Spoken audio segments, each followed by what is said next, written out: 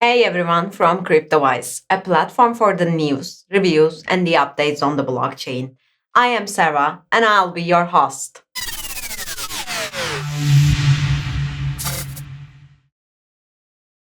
Before we start, I'd like to say that if you enjoy our content, please do not forget to give us a like. You can also subscribe and hit the notification bell. And also, none of the information given in this video should be taken as financial advice. Whoever you are, wherever you have been, I think you have heard the term DeFi at least once, and maybe even you know that it is the short of decentralized finance. Although it seems self explanatory, you should have a background to fully understand what it is and why it is important. This video is gonna help you to understand DeFi and the terms related. Let's begin. DeFi is an alias for decentralized finance, which refers to a wide range of financial apps based on Bitcoin and blockchain that aim to disrupt financial intermediaries, or often, as it is called, an umbrella term. So many terms I know. I'll break it down for you, I promise.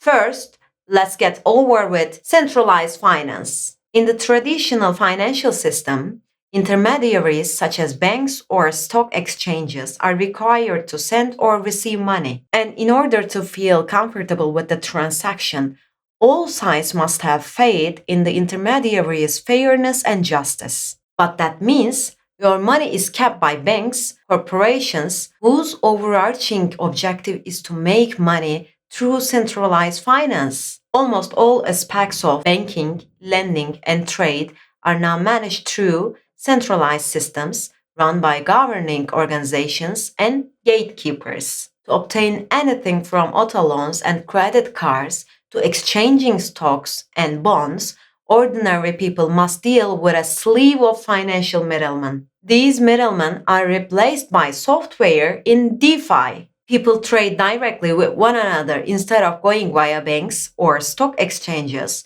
with blockchain based smart contracts doing the job of creating markets, settling trades, and guaranteeing that this entire process is trustworthy and fair. In many respects, Bitcoin was the very first DeFi application. Bitcoin allows you to really own and manage wealth as well as transmit it anywhere in the globe. It does this by allowing a large number of individuals who do not trust one another to agree on a ledger of accounts without the requirement for a trusted middleman. The key technologies that support decentralized finance are blockchain and cryptocurrencies. When you conduct a transaction in your traditional checking account, it is recorded in a private ledger, your banking transaction history, owned and administered by a huge financial organization. Blockchain is a distributed, decentralized public ledger that records financial transactions in computer code. Transactions are validated and recorded by parties that utilize the same blockchain through a method of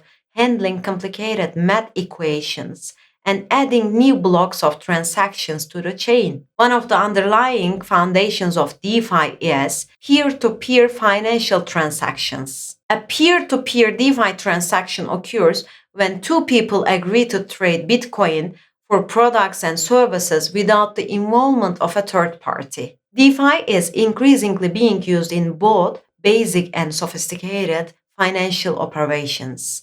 It is driven by decentralized apps known as dApps or other programs known as protocols.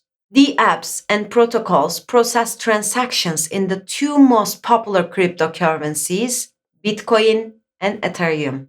Despite Bitcoin seems to be the most popular cryptocurrency, Ethereum is considerably more flexible to a larger range of purposes, which means that Ethereum based programming is used in much of the dApp and protocol ecosystem.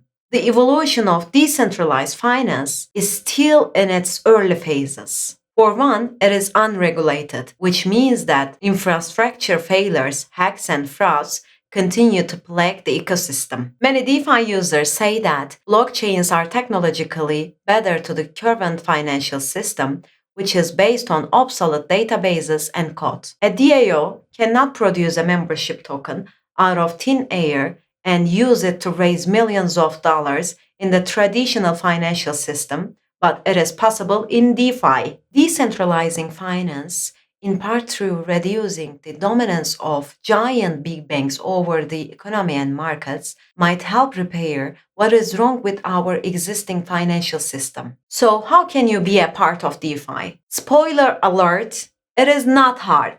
All you need to do is to set up a digital wallet such as MetaMask and Trust Wallet, and now you are in the DeFi world, whether you mine or exchange, buy NFTs or create yours.